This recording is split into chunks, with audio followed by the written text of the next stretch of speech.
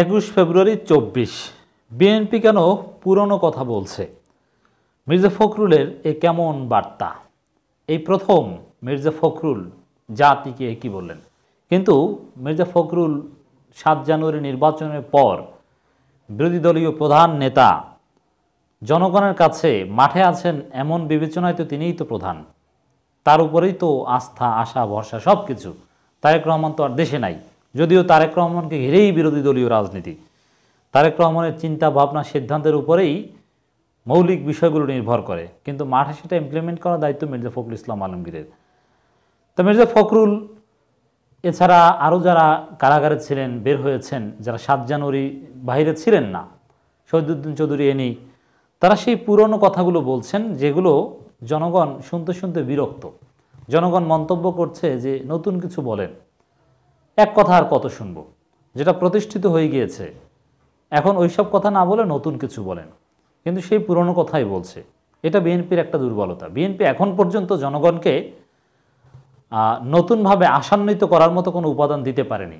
সেখানে তাকে এমন কোনো বক্তব্য দেওয়া উচিত ছিল যাতে জনগণের মধ্যে নতুনভাবে আশার সঞ্চার এবং রাজনীতিতে একটা নতুনত্ব আসে।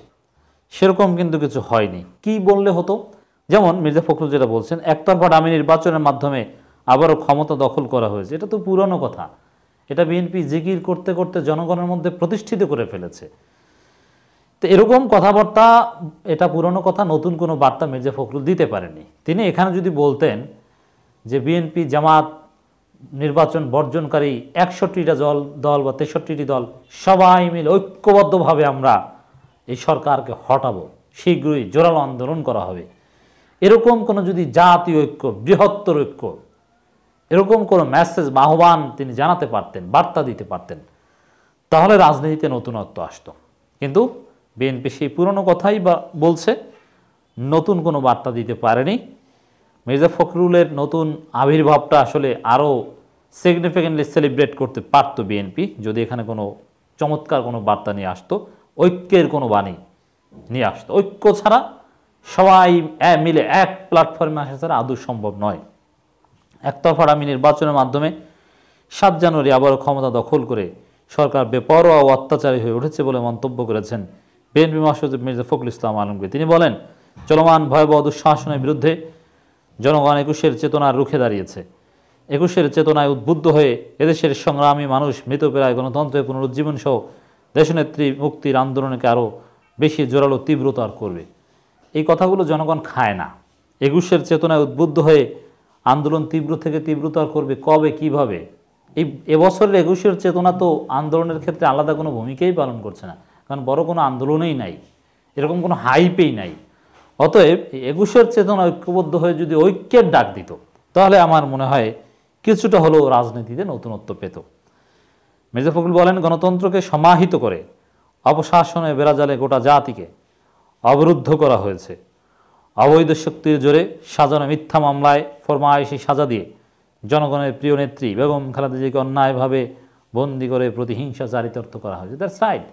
তবে এটাও আমরা জানি যে বেগম খালেদা জিয়া এবার কিছুটা সুবিধা পাবেন, তাকে মুক্তি দেওয়া হবে হয়তো স্থায়ীভাবে, এবং বিদেশে চিকিৎসা নেওয়ার সুযোগও দেওয়া হতে পারে।